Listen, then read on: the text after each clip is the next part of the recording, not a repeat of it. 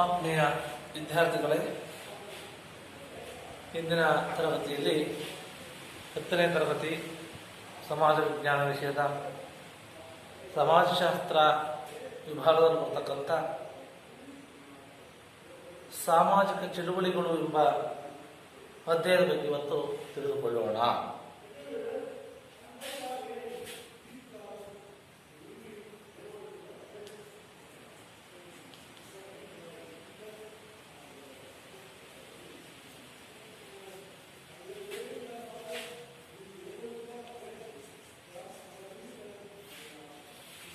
ಈ ಒಂದು ಅಧ್ಯಾಯದಲ್ಲಿ ಪ್ರಮುಖವಾಗಿ ತಿಳಿತಕ್ಕಂಥ ಅಂಶಗಳು ಅಂತಂದ್ರೆ ಸಾಮಾಜಿಕ ಚಳುವಳಿ ಅರ್ಥ ಮತ್ತೆ ಸ್ವರೂಪ, ನಂತರ ಪರಿಸರ ಚಳುವಳಿಗಳು, ಮಹಿಳಾ ಚಳುವಳಿಗಳು, ಮದ್ಯಪಾನ ನಿಷೇಧ ಚಳುವಳಿ ಮತ್ತು ರೈತ ಚಳುವಳಿ, ಕಾರ್ಮಿಕರ ಚಳುವಳಿಗಳು, ಅಸ್ಪೃಶ್ಯತಾ ಆಚರಣೆ ವಿರೋಧಿ ಚಳವಳಿ, ಎಲ್ಲ ಅಂಶಗಳ ಬಗ್ಗೆ ನಾವು ಇಂದಿನ ತರಗತಿಯಲ್ಲಿ ತಿಳಿದುಕೊಳ್ಬೇಕಾಗಿದೆ ವಿದ್ಯಾರ್ಥಿಗಳೇ. ಹಾಗಾದರೆ ಸಾಮಾಜಿಕ ಚಳವಳಿಯ ಅರ್ಥ ಮತ್ತು ಸ್ವರೂಪ.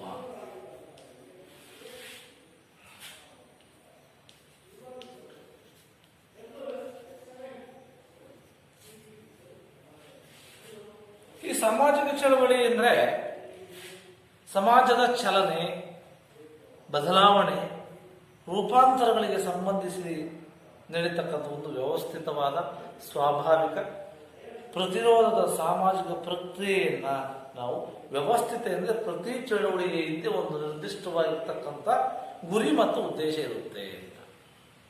ಸಾಮಾಜಿಕ ಚಳವಳಿ ನಡೀಬೇಕು ಅಂತಂದ್ರೆ ಒಂದು ನಿರ್ದಿಷ್ಟವಾಗಿರ್ತಕ್ಕಂಥ ಗುರಿಯನ್ನು ನಾವು ಕಾಣ್ತೇವೆ ಈ ಒಂದು ಸಾಮಾಜಿಕ ಚಳವಳಿಯಲ್ಲಿ.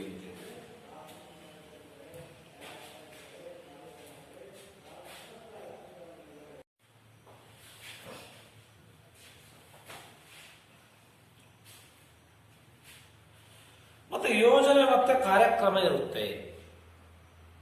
ಸ್ವಾಭಾವಿಕ ಹೇಗೆಂದ್ರೆ ಮಾನವ ಸಮಾಜ ಅಥವಾ ಮಾನವ ವಿಕಾಸದಿಂದ ವಿವಿಧ ಹಂತಗಳಲ್ಲಿ ಇಂತಹ ಚಳುವಳಿಗಳು ನಿರಂತರವಾಗಿ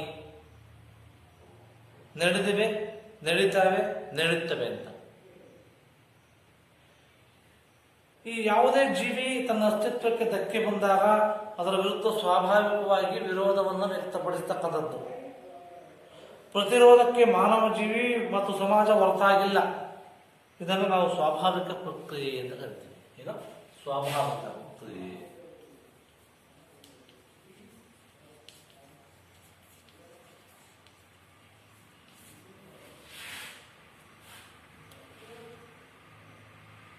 ಮಾನವ ಸಮಾಜದಲ್ಲಿ ನಡೆಯುತ್ತಿರುವ ಶೋಷಣೆಯ ವಿರುದ್ಧ ಹಲವು ವೈಯಕ್ತಿಕ ಹಂತಗಳಲ್ಲಿ ಹಾಗೂ ವ್ಯಕ್ತಿಗತ ನೆಲೆಗಳಲ್ಲಿ ಪ್ರತಿಭಟನೆಗಳು ನಡೆಯುತ್ತಿವೆ. ವ್ಯಕ್ತಿಗತ ನೆಲೆಯಲ್ಲಿ ನಡೀತಕ್ಕಂಥ ಪ್ರತಿರೋಧಗಳನ್ನು ನಾವು ಸಾಮಾಜಿಕ ಚಳುವಳಿ ಎಂದು ಕರೆದಿಲ್ಲ. ಯಾಕೆಂದರೆ ಸಾಮಾಜಿಕ ಚಳುವಳಿ ಅಂತಕ್ಕಂಥದ್ದು ಜನರು ಸಾಮೂಹಿಕವಾಗಿ ನಡೆಸ್ತಕ್ಕಂಥ ಒಂದು ಕ್ರಿಯೆ. ಕ್ರಿಯೆಯನ್ನು ನಾವು ಏನು ಕರಿತೀವಿ? ಸಾಮಾಜಿಕ ಚಳುವಳಿ ಎಂದು ಕರಿತೀವಿ. ಮಾನವ ಸಮಾಜದ ವಿಶಿಷ್ಟ ಸಾಮುದಾಯಿಕ ಕ್ರಿಯೆಗಳಲ್ಲಿ ಸಾಮಾಜಿಕ ಚಳುವಳಿ ಮಹತ್ವ ಮತ್ತು ವಿಶಿಷ್ಟವಾಗಿರ್ತಕ್ಕಂಥದ್ದು. ಇದನ್ನು ನಾವು ಕನ್ನಡದಲ್ಲಿ ಏನಪ್ಪಾ ಅಂದ್ರೆ ಪ್ರತಿಭಟನೆ ಅಂತ ಕರಿತೀವಿ, ಆಂದೋಲನ ಅಂತ ಕರಿತೀವಿ. ಪ್ರತಿಭಟನೆ, ಆಂದೋಲನ ಕರಿತೀವಿ. ಮತ್ತು ಅಭಿಯಾನ ಅಂತ ಕರಿತೀವಿ, ಹೋರಾಟ ಅಂತ ಕರಿತೀವಿ, ಕ್ರಾಂತಿ ಅಂತ ಕರಿತೀವಿ, ಸಂಘರ್ಷ ಅಂತ ಕರಿತೀವಿ. ಇನ್ನೂ ಮುಂತಾದ ಪದ ಬಳಕೆ ಮೂಲಕವಾಗಿ ಮಾಡ್ತೀವಿ ಗುರುತಿಸಲಾಗ್ತದೆ. ಕ್ರಾಂತಿ.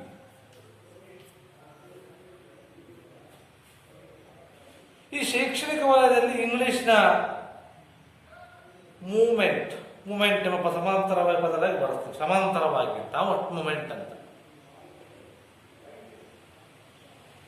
ಸಾಮಾಜಿಕ ಚಳುವಳಿಗಳು ಜನಸಮುದಾಯಕ್ಕೆ ಅಗತ್ಯವಾಗಿರ್ತಕ್ಕಂಥ ಆಶೋತ್ತರಗಳನ್ನ ಅಭಿವ್ಯಕ್ತಪಡಿಸತಕ್ಕಂಥ ಒಂದು ಸಾಮಾಜಿಕ ವೇದಿಕೆ.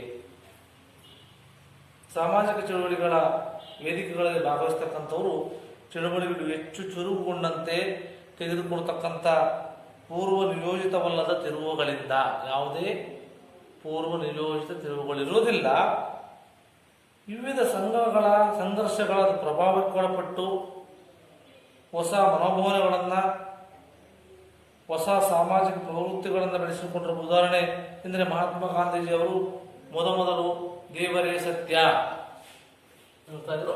ದೇವರೇ ಸತ್ಯ ಅಂತಿದ್ರು.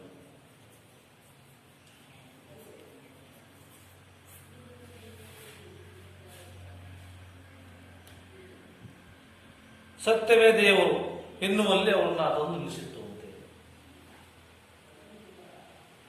ಡಾಕ್ಟರ್ ಬಿ ಆರ್ ಅಂಬೇಡ್ಕರ್ ಅವರ ಜೊತೆಗಿನ ಸಂವಾದ ಸೇರಿದಂತೆ ಅನೇಕ ಸಾಮಾಜಿಕ ಸುಧಾರಕರ ಜೊತೆಗಿನ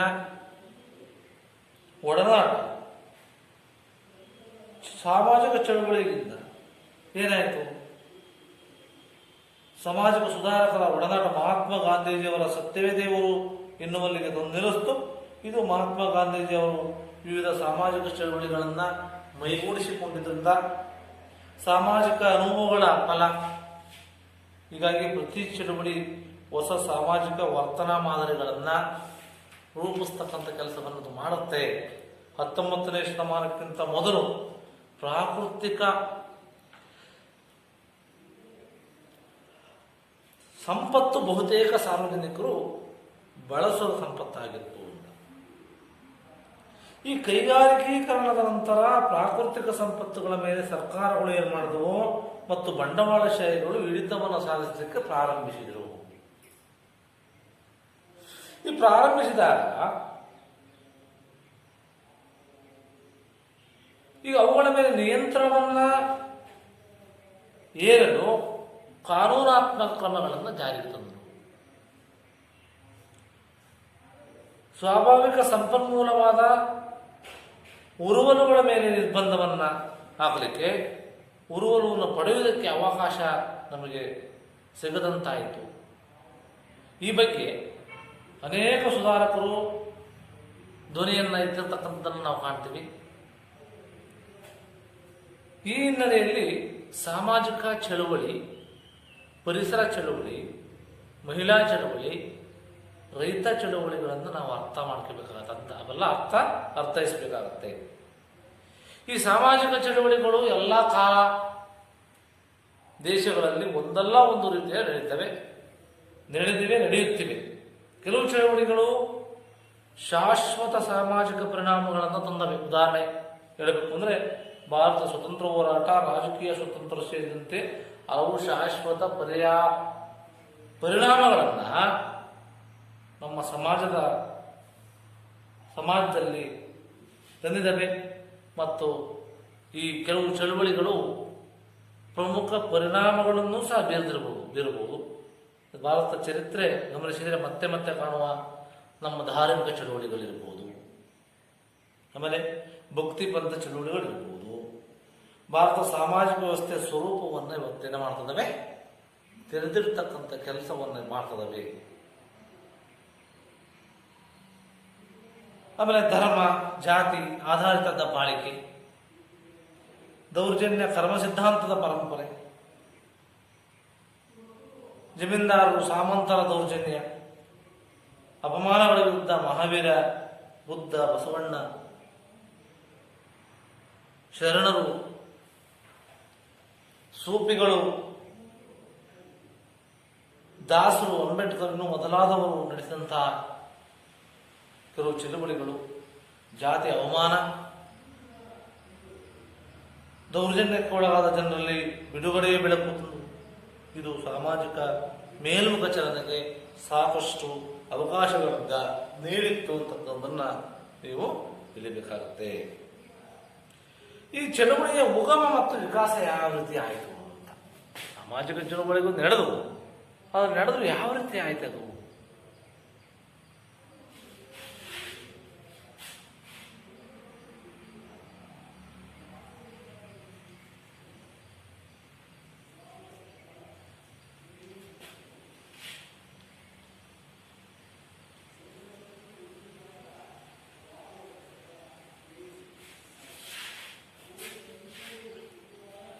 ಸಾಮಾನ್ಯವಾಗಿ ನಮ್ಮ ದಿನನಿತ್ಯದ ಜೀವನದಲ್ಲಿ ನಮಗೆ ಅರಿವಿಲ್ಲದಂತೆ, ನಮಗೇನು ಗೊತ್ತಿಲ್ಲದಂತೆ ಅದೆಷ್ಟೋ ಚಿಕ್ಕ ಪುಟ್ಟ ಘರ್ಷಣೆಗಳು, ಘಟನೆಗಳು ಸಾಮಾಜಿಕ ಗುಂಪುಗಳಲ್ಲಿ ನಡೀತಾ ಇರ್ತಕ್ಕಂಥದ್ದನ್ನು ನೀವೆಲ್ಲ ಕಂಡಿದ್ದೀರಿ.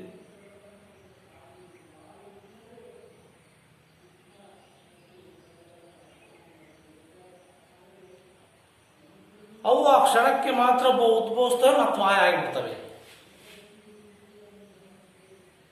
ಇವು ಬಹಳ ಸೀಮಿತ ಉದ್ದೇಶಕ್ಕೋಸ್ಕರ ತಾತ್ಕಾಲಿಕ ಸಂದರ್ಭದಲ್ಲಿ ನಾವೇನ್ ಮಾಡ್ತೀವಿ, ಸಮಯದಲ್ಲಿ ಸಂಚಲನವನ್ನು ಉಂಟು ಮಾಡುತ್ತೆ. ಇವುಗಳನ್ನ ಚಳುವಳಿಗಳ ಪ್ರಾರಂಭದ ಹಂತಗಳು ಅಂತ ಗುರುತಿಸ್ತೀವಿ ನಾವು. ಸ್ಟಾರ್ಟಿಂಗ್ ಅವುಗಳಲ್ಲಿ ಜನಮಂದೆ ಅಂತ ಬರುತ್ತೆ. ಜನಮಂದೆ, ಆಮೇಲೆ ದೊಂಬಿ,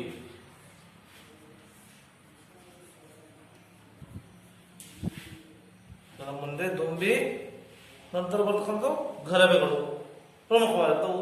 ಅದು ಅನೇಕ ದೊಂಬಿ ಮತ್ತು ಗಲಭೆಗಳು ಸಕಾರಾತ್ಮಕ ಪರಿಣಾಮವನ್ನು ಬೀಳ್ತವೆ ಅಂತ ಕಾರಣಗಳನ್ನು ಪಡೆದು ನಡೆಯುವುದು ಉಂಟು.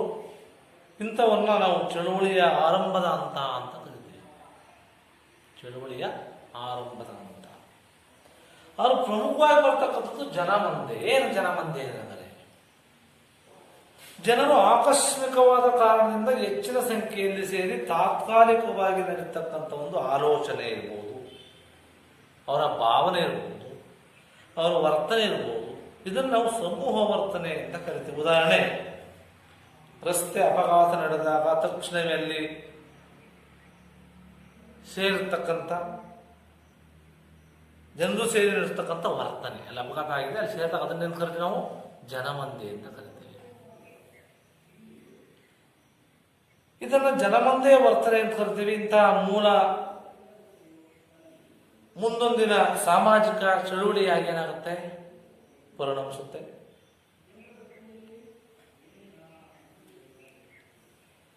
ನಂತರ ಸಾಮಾಜಿಕ ಚಳುವಳಿಯಾಗಿ ರೂಪುಗೊಳ್ಳುತ್ತೆ. ಯಾವುದೇ ಪೂರ್ವ ಯೋಜನೆ ಇಲ್ಲ. ಇಲ್ಲಿ ಅನಿಶ್ಚಿತವಾಗಿ ಒಂದು ಆಸಕ್ತಿಯ ಸುತ್ತ ನೆರೆದಿರ್ತಕ್ಕಂಥ ಜನರಾಶಿಯ ಜನಮಂದೆ ಅಂತ ಕರಿತೀವಿ. ಉದಾಹರಣೆ, ಚಲನಚಿತ್ರ ಮಂದಿರದ ಹತ್ತಿರ ಟಿಕೆಟ್ ಪಡೆಯಲು ಮುತ್ತಿಗೆ ಹಾಕಿದಂಥ ಮುತ್ತಿಗೆ ಹಾಕಿ ಸೇರಿರ್ತಕ್ಕಂಥ ಜನಸ್ತಮೂಹ ಉದಾಹರಣೆ. ಮತ್ತೆ ರಸ್ತೆ ಅಪಘಾತ ವೀಕ್ಷಿಸಲಿಕ್ಕೆ ಸೇರಿರ್ತಕ್ಕಂಥ ಜನರ ಗುಂಪು. ಇದನ್ನು ನಾವೇನು ಕರಿತೀವಪ್ಪ ಅಂತಂದ್ರೆ ಈ ಜನಮಂದೆ ಉದಾಹರಣೆಯನ್ನು ಕೊಡಬಹುದು. ಜನಮಂದೆಯಲ್ಲಿರ್ತಕ್ಕಂಥ ಜನರ ಅನಿಯಂತ್ರಿತ ನಡವಳಿಕೆ ಎಷ್ಟೋ ಬಾರಿ ಸಮಾಜದ ಲೋಪದೋಷಗಳನ್ನು ಸೂಚಿಸುವುದುಂಟು. ಇದು ಕೆಲವೊಮ್ಮೆ ಸಾಮಾಜಿಕ ಸಂಸ್ಥೆಗಳ ಕಾರ್ಯವಿಧಾನಗಳನ್ನು ಒದಗಿಸತಕ್ಕಂಥ ಬಗೆಗಿನ ಜನರ ಅಸಂತೃಪ್ತಿಯನ್ನ ಪ್ರಕಟಿಸ್ತಕ್ಕಂಥದ್ದು ಉಂಟು. ಸರ್ಕಾರದ ಯೋಜನೆಗಳನ್ನ, ಧೋರಣೆಗಳನ್ನ ಮತ್ತು ನಿರ್ದಿಷ್ಟ ಕಾರ್ಯಕ್ರಮಗಳ ಬಗ್ಗೆ ಜನರಲ್ಲಿರ್ತಕ್ಕಂಥ ಅಸಮಾಧಾನವನ್ನ ಏನ್ ಮಾಡುತ್ತಪ್ಪ ಅಂತ ಹೊರ ಹಾಕ್ತಕ್ಕಂಥ ಕೆಲಸವನ್ನು ಇದು ಮಾಡುತ್ತೆ. ನಂತರ ಬರ್ತಕ್ಕಂಥ ದೊಂಬಿ ಅಥವಾ ಗಲಭೆ ಅಂತ. ಇಲ್ಲಿ ದೊಂಬಿ ಅಥವಾ ಗಲಭೆ ಅಂತಕ್ಕಂಥದ್ದು ಜನಮಂದೆ ವರ್ತನೆ ಮತ್ತೊಂದು ಮಾದರಿ. ಇದು ಹಿಂಸಾತ್ಮಕ ಮತ್ತು ವಿನಾಶಾತ್ಮಕವಾಗಿರುತ್ತೆ.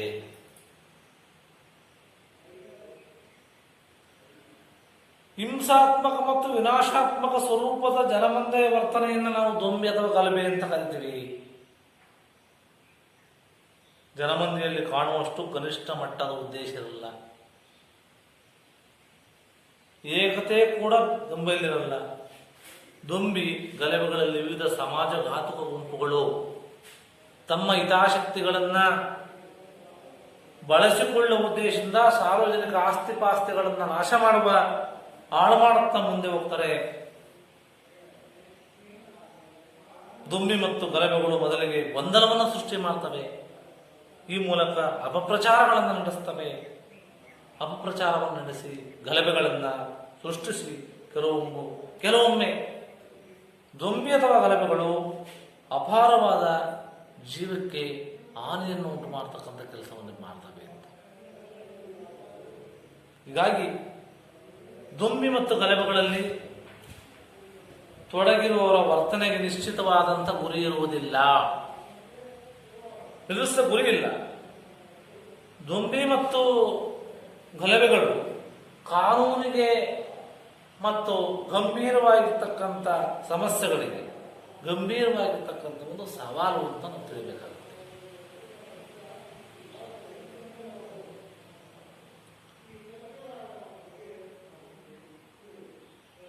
ಇದಕ್ಕೆ ಉದಾಹರಣೆ ಏನಪ್ಪಾ ಅಂದ್ರೆ ಕೋಮು ಕೋಮಿನಲ್ಲೇ ಗಲಭೆ ಆಗ್ತಕ್ಕಂಥದ್ದು, ಆಮೇಲೆ ಜಾತಿಗೋಸ್ಕರ ಗಲಭೆ, ಮತ್ತೆ ಜನಾಂಗದಲ್ಲಿ ಗಲಭೆ, ಮತ್ತೆ ರಾಜಕೀಯ ಗುಂಪುಗಳ ನಡುವೆ ಇರತಕ್ಕಂಥ ಒಂದು ಸಂಘರ್ಷ,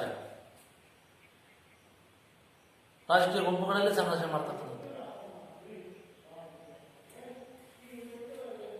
ಸಾಮಾನ್ಯವಾಗಿ ನಗರ ಪಟ್ಟಣಗಳಲ್ಲಿ ಹೆಚ್ಚು ಕೇಂದ್ರಿತವಾಗಿರತಕ್ಕಂಥ ದೊಂಬಿ ಗಲಭೆಗಳು ಜಾಸ್ತಿ ಇಲ್ಲಿ ನಗರ ಪ್ರದೇಶದಲ್ಲಿ ನಡೀತಾ ಇರ್ತವೆ.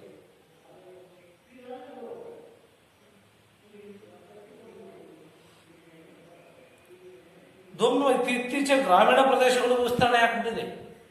ಯಾಕಪ್ಪ ಅಂದ್ರೆ ಜಾತಿಗೋಸ್ಕರ, ಭೂಮಿಗೋಸ್ಕರ, ರಾಜಕೀಯ ಕಾರಣಕ್ಕೋಸ್ಕರವಾಗಿ ಇವತ್ತು ಹಲವು ಪ್ರಚೋದಕ ಸನ್ನಿವೇಶಗಳು, ದೊಂಬಿ ಮತ್ತು ಗಲಭೆಗಳನ್ನು ಇವತ್ತು ಹೆಚ್ಚಿಸ್ತಾ ಇದ್ದೇವೆ ಅನ್ನೋದನ್ನ ವಿದ್ಯಾರ್ಥಿಗಳಿಗೆ ನೀವೆಲ್ಲ ತಿಳಿಬೇಕಾಗತ್ತೆ. ಇಂಥ ನಿಯಂತ್ರಿತ ವರ್ತನೆಯಿಂದ ಸಮಾಜಘಾತಕ ಚಟುವಟಿಕೆಗಳು ಹೆಚ್ಚಾಗ್ತವೆ. ದೊಂಬಿ ಮತ್ತು ಗಲಭೆಗಳಿಗೆ ಪ್ರಮುಖವಾಗಿರ್ತಕ್ಕಂಥ ಕಾರಣ ಪರ ಮತ್ತು ವಿರುದ್ಧದ ದ್ವೇಷ ಅಂತಕ್ಕಂಥ ಭಾವನೆ. ದೊಂಬಿ ಮತ್ತು ಗಲಭೆಗಳು ದೀರ್ಘಕಾಲ ನಡೆಯಲ್ಲ, ಕೇಳಬಹುದು ಬಹಳ ಇರುತ್ತೆ ಸಹ ಅಂತ ಇರೋದಿಲ್ಲ. ಇದು ಒಂದು ಹಂತಕ್ಕೇನಾಗುತ್ತೆ, ಕೊನೆಗೊಳ್ಳುತ್ತೆ. ಅಧಿಕಾರಿಗಳ ಸಮಯ ಪ್ರಜ್ಞೆ ಇರಬಹುದು, ಪೊಲೀಸು ರಕ್ಷಣಾ ಪಡೆ, ಕಾನೂನು ಮುಂತಾದ ಸಾಧನಗಳ ಮೂಲಕ ಏನಾಗ್ತಾ ಇದೆ ಅಂತಂದ್ರೆ ದೊಂಬಿ ಮತ್ತು ಗಲಭೆಗಳನ್ನು ನಿಯಂತ್ರಿಸಲಿಕ್ಕೆ ನಾವೇನಾಯಿತು ಅನುಕೂಲ ಮಾಡಿಕೊಡ್ಲಾಯಿತು. ನಂತರ ಪರಿಸರ ಚಳವಳಿಗಳು.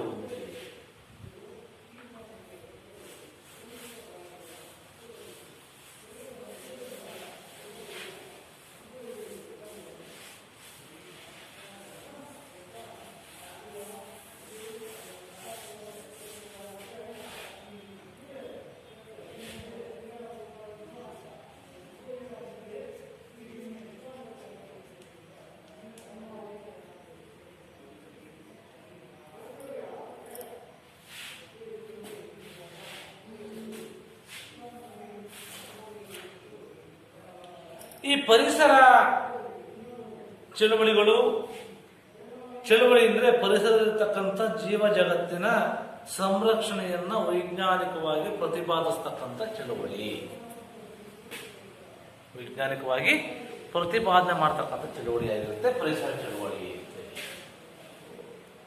ಇಲ್ಲಿ ಅಂದ್ರೆ ನಮ್ಮ ಸುತ್ತಮುತ್ತ ಇರತಕ್ಕಂಥ ಭೂಮಿ ಇರ್ಬೋದು, ಗಾಳಿ ಇರ್ಬೋದು, ನೀರಿರ್ಬೋದು, ಸೇರಿದಂತೆ ಇಡೀ ಜೀವಮಂಡಲವನ್ನ ನಾಶ ಮಾಡತಕ್ಕಂಥದ್ದು ಮತ್ತು ಕಲುಷಿತ ಮಾಡತಕ್ಕಂಥದ್ದನ್ನ ವೈಜ್ಞಾನಿಕವಾಗಿ ಪ್ರತಿಭಟಿಸ್ತಕ್ಕಂಥ ಚಳುವಳಿಗೆ ಪರಿಸರ ಚಳುವಳಿ. ಪರಿಸರ ಚಳುವಳಿ ದಿಢೀರನೆ ಕಾಣಿಸಿಕೊಂಡ ಚಳುವಳಿ ಅಲ್ಲ. ಹಲವಾರು ವರ್ಷಗಳಿಂದ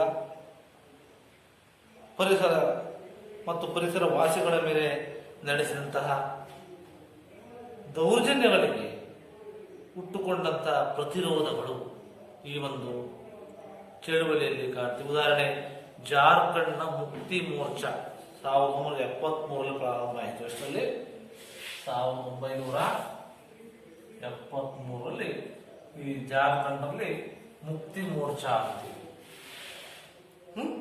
ಆ ಒಂದು ಚಳವಳಿ ಪ್ರಾರಂಭವಾಗಿದ್ದರೂ ಸಹ ಅದು 1930ಕ್ಕೆ ಮೊದಲೇ ಆದಿವಾಸಿಗಳಿದ್ದಂಥ ವಿದ್ಯಾವಂತರು, ಜಾರ್ಖಂಡ್ ಪ್ರದೇಶದ ಉಕ್ಕು ಸೇರಿದಂತೆ ಅನೇಕ ಸ್ವಾಭಾವಿಕ ಸಂಪನ್ಮೂಲಗಳ ಮೇಲೆ ಹೊರಗಿನ ಬಂಡವಾಳಶಾಹಿಗಳು ಕೈಗಾರಿಕೆಗಳನ್ನು ಹಿಡಿತವನ್ನು ಸಾಧಿಸಿ ಸ್ಥಳೀಯರನ್ನು ನಿರ್ಗತೀಕರಣಕ್ಕೆ ಒಳಪಡಿಸಿದ್ದನ್ನು ವಿರೋಧಿಸಿ ಇಂತಹ ಶೋಷಣೆಗಳ ವಿರುದ್ಧ ಪ್ರಾರಂಭವಾಗಿರ್ತಕ್ಕಂಥ ಪ್ರಮುಖ ಪರಿಸರ ಚಳವಳಿಗಳು ಈ ಜಾರ್ಖಂಡಲ್ಲಿ ಬರ್ತಕ್ಕಂಥ ಮುಕ್ತಿ ಮೋರ್ಚಾ ಒಂದು ಅಂತಕ್ಕಂಥ ನೀವು ತಿಳಿಯಬೇಕಾಗುತ್ತೆ ವಿದ್ಯಾರ್ಥಿಗಳೇ. ಅದಕ್ಕೆ ಮಾಡ್ತು ವಿಶ್ವ ಬ್ಯಾಂಕ್ ಪ್ರಾಯೋಜಿತ ಅಭಿವೃದ್ಧಿ ಯೋಜನೆ.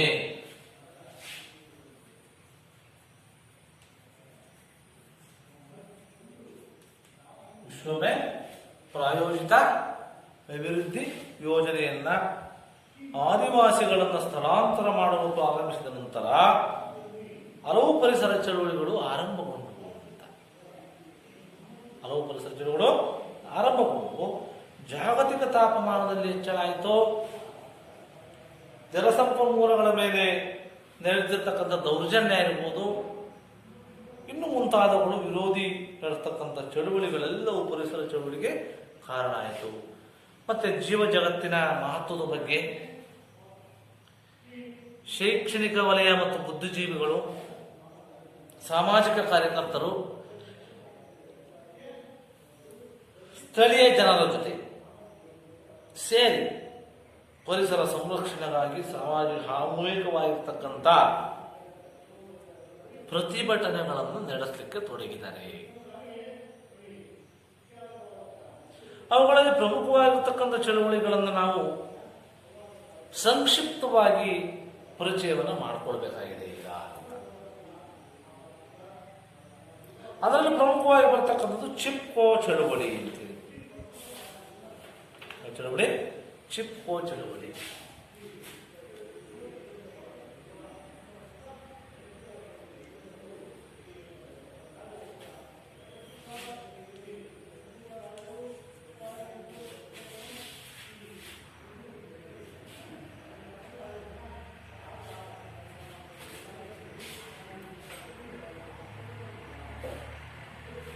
ಈ ಒಂದು ಚಿಪ್ಕೋ ಚಳುವಳಿ ಉತ್ತರ ಪ್ರದೇಶದ ಥೆರ್ರಿ ಗರ್ವಾಲ್ ಜಿಲ್ಲೆ, ಅದು ಉತ್ತರ ಪ್ರದೇಶದ ಥೆರ್ರಿ ಗರ್ವಾಲ್ ಜಿಲ್ಲೆಯ ರೆನ್ನಿ ಗ್ರಾಮದಲ್ಲಿ, ಅದು ಉತ್ತರ ಪ್ರದೇಶದ ಥೆರ್ರಿ ಗರ್ವಾಲ್ ಜಿಲ್ಲೆ ರೆನ್ನಿ ಒಂದು ಗ್ರಾಮದಲ್ಲಿ 2500 ಮರಗಳನ್ನ ಸರ್ಕಾರವು ಕಡಿಲಿಕ್ಕೆ ಅನುಮತಿ ನೀಡಿತ್ತು. ಇಷ್ಟನ್ನ 2000 ಮರಗಳನ್ನು ಕಡಿಲಿಕ್ಕೆ ಸರ್ಕಾರ ಏನು ಮಾಡಿತು? ಅನುಮತಿ ಕೊಟ್ಟು. ಅನುಮತಿಯನ್ನ ಕೊಟ್ಟಾಗ ಇದರಿಂದ ಅರಣ್ಯ ನಾಶ ಆಗುತ್ತೆ ಅಂತೇಳಿ ತಿಳಿದಂತಹ ಮತ್ತು ಪರಿಸರ ಹಾಳಾಗುತ್ತೆ ಅಂತ ಹೇಳಿದಂತ ಅಲ್ಲಿನ ಮಹಿಳೆಯರು ಮುಂದಾಗಿ ಏನ್ ಮಾಡೋದಪ್ಪ ಅಂತಂದ್ರೆ, ಯಾವ ಆಮಿಷ ಮತ್ತು ಬೆದರಿಕೆಗಳಿಗೆ ಮಣಿದಿಲ್ಲ, ಯಾವ ಆಮಿಷ ಮತ್ತೆ ಬೆದರಿಕೆಗಳಿಗೆ ಮಣಿಯದೆ ಮರಗಳನ್ನು ತಬ್ಬಿಕೊಂಡು ಅಪ್ಪಿಕೋ ಅಥವಾ ಚಿಪ್ಕೋ ಚಳುವಳಿಯನ್ನು ಪ್ರಾರಂಭಿಸಿದರು. ಅಥವಾ ಚಿಪ್ಕೋ ಚಳುವಳಿಯನ್ನು 1974ರಲ್ಲಿ ಈ ಚಳುವಳಿಯನ್ನ ಪ್ರಾರಂಭಿಸಿದರು. ಈ ಚಳುವಳಿ ಒಬ್ಬ ಮಹಿಳೆ ಸಮಯ ಸ್ಫೂರ್ತಿ ಆದರೂ ಸಹ ಆ ಪರಿಣಾಮವಾಗಿ ದೂರಗಾಮಿಯಾದದ್ದು. ಈ ಚಳುವಳಿಯ ಪರಿಣಾಮವಾಗಿ ಮರಗಳನ್ನು ಕಡಿಲಿಕ್ಕೆ ಸರ್ಕಾರ ನೀಡಿದ ಅನುಮತಿ ಏನಾಯಿತು? ರದ್ದಾಯಿತು. ಈ ರೀತಿಯಾಗಿ ಈ ಒಂದು ಚಿಪ್ಕೋ ಚಳುವಳಿ ನಡೆಯಿತು. ಅನಂತರ ಅಪ್ಪಿಕೋ, ಕರ್ನಾಟಕದಲ್ಲಿ ಅಪ್ಪಿಕೋ ಚಳುವಳಿ.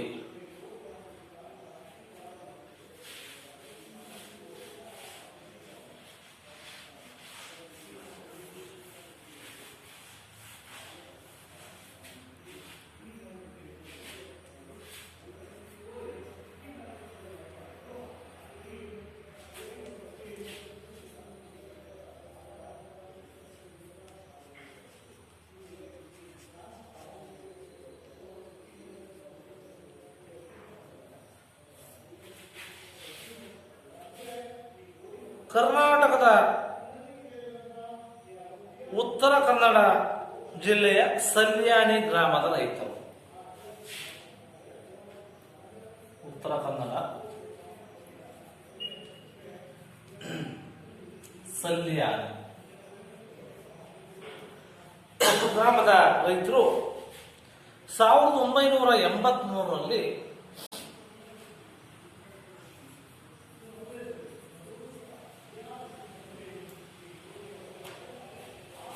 ಈ ಅಪ್ಪಿಕೋ ಚಳವಳಿಯನ್ನು ನಡೆಸ್ತಾರೆ.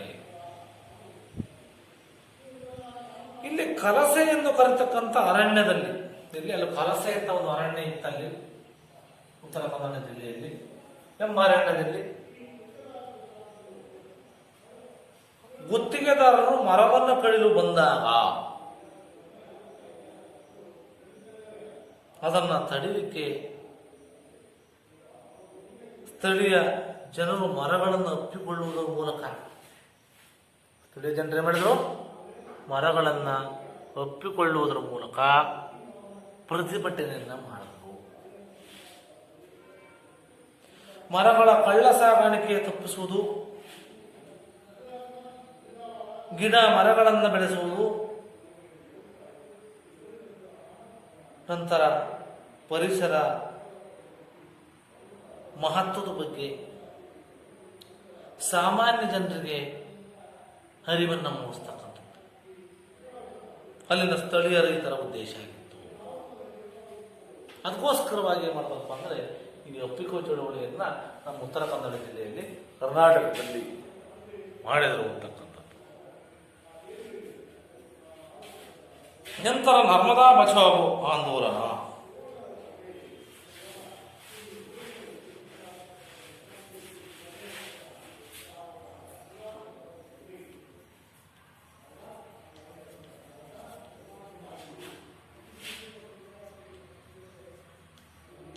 ನರ್ಮದಾ ಬಚಾವೋ ಆಂದೋಲನ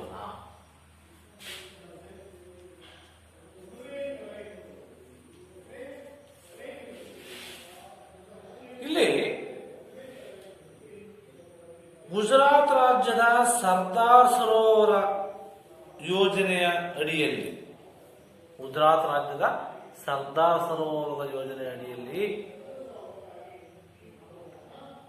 ನರ್ಮದಾ ನದಿಗೆ ಕಟ್ಟಲಾದಂಥ ಅಣೆಕಟ್ಟು ನಿರ್ಮಾಣ, ಅಲ್ಲಿನ ಸ್ಥಳೀಯ ಜನರು ಮತ್ತು ಬುಡಕಟ್ಟು ಜನರನ್ನ ನಿರ್ಗತಿಗೆ ಒಳಪಡಿಸ್ತಕ್ಕಂಥದ್ದಾಗಿತ್ತು.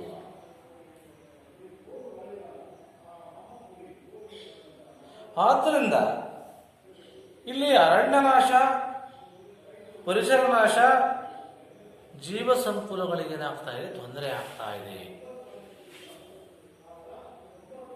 ಎಂಬುದನ್ನು ವೈಜ್ಞಾನಿಕವಾಗಿ ತಿಳಿದು ಅವುಗಳನ್ನು ಸಂರಕ್ಷಣೆ ಮಾಡಬೇಕು ಅಂತೇಳಿ ಎನ್ನುವ ಆಶಯದಿಂದ ಪರಿಸರ ಪ್ರೇಮಿಯಾಗಿದ್ದಂತಹ ಮೇಧಾ ಪಾಟ್ಕರ್ ವಿದ್ಯಾರ್ಥಿಗಳಿಗೆ ಕೇಳ್ತಾರೆ, ನರ್ಮದಾ ಬಚಾವೋ ಆಂದೋಲನದ ನೇತೃತ್ವವನ್ನು ವಹಿಸಿದ್ದವರು ಯಾರು ಅಂತ ಕೇಳಿದ್ರೆ ಯಾರು? ಮೇಧಾ ಪಾಟ್ಕರ್.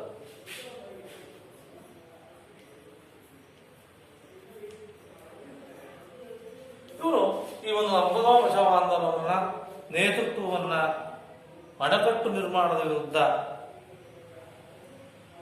ಬಹು ದೀರ್ಘಕಾಲ ಬಹುದೊಡ್ಡ ಚಳವಳಿಯನ್ನ ನರ್ಮದಾ ನದಿಯ ಸುತ್ತಮುತ್ತ ನಡೆಸಲಾಗ್ತಾ ಇದೆ. ಇದೇ ನರ್ಮದಾ ಬಚಾವೋ ಆಂದೋಲನ ಅನ್ನೋದನ್ನ ವಿದ್ಯಾರ್ಥಿಗಳಿಗೆಲ್ಲ ತಿಳಿಬೇಕಾಗುತ್ತೆ.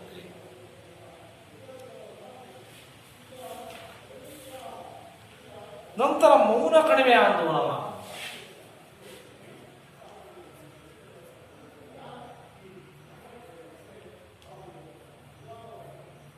ಮೌನ ಕಣಿವೆ ಆಂದೋಲನ ಇದು ಕೇರಳ ರಾಜ್ಯದ ಪಾಲಗಾಡ್ ತಾಲೂಕಿನ ಮೌನ ಕಣಿವೆಯಲ್ಲಿ, ಕೇರಳ ರಾಜ್ಯದ ಮೌನ ಕಣಿವೆಯಲ್ಲಿ ಸ್ಥಾಪಿಸುವ ಉದ್ದೇಶವಾಗಿದ್ದಂತಹ ಅಣೆಕಟ್ಟಿನ ನಿರ್ಮಾಣದಿಂದ ಪರಿಸರ ನಾಶದ ಜೊತೆಗೆ ಅನೇಕ ಜೀವಿ ಪ್ರಭೇದಗಳು ಜೀವಿಸಲಿಕ್ಕೆ ತೊಂದರೆ ಆಗುತ್ತೆ. ಆದ್ದರಿಂದ ಕೇರಳ ಶಾಸ್ತ್ರ ಸಾಹಿತ್ಯ ಪರಿಷತ್ ಮತ್ತು ವನ್ಯಮೃಗ ಆಸಕ್ತರು ಅಣೆಕಟ್ಟಿನ ನಿರ್ಮಾಣದ ವಿರುದ್ಧ ಚಳುವಳಿಯನ್ನ ನಡೆಸ್ತಾರೆ. ಈ ಚಳವಳಿ ಅನೇಕ ಜೀವ ಸಂಕುಲಗಳನ್ನು ಸಂರಕ್ಷಣೆ ಮಾಡುವಲ್ಲಿ ಯಶಸ್ವಿ ಆಗಿತ್ತು ಅಂತಕ್ಕಂಥ ವಿಚಾರವನ್ನು ವಿದ್ಯಾರ್ಥಿಗಳ ಇದುವರೆಗೂ ನೀವು ಈ ಒಂದು ಅಧ್ಯಾಯದಲ್ಲಿ ನಾವು ಸಾಮಾಜಿಕ ಚಳುವಳಿ ಅಂದರೆ ಏನು, ನಂತರ ಆ ಚಳುವಳಿ ಉಗಮ ಮತ್ತು ವಿಕಾಸ ಯಾವ ರೀತಿ ಆಯಿತು, ಮತ್ತು ಪರಿಸರ ಚಳುವಳಿಗಳು ಯಾವ್ಯಾವು ಅಂತಕ್ಕಂಥ ವಿಷಯವನ್ನು ಈ ಒಂದು ತರಗತಿಯಲ್ಲಿ ತಿಳಿದುಕೊಂಡಿದ್ದೀರಿ. ಎಲ್ಲರಿಗೂ ಸಹ ಧನ್ಯವಾದ.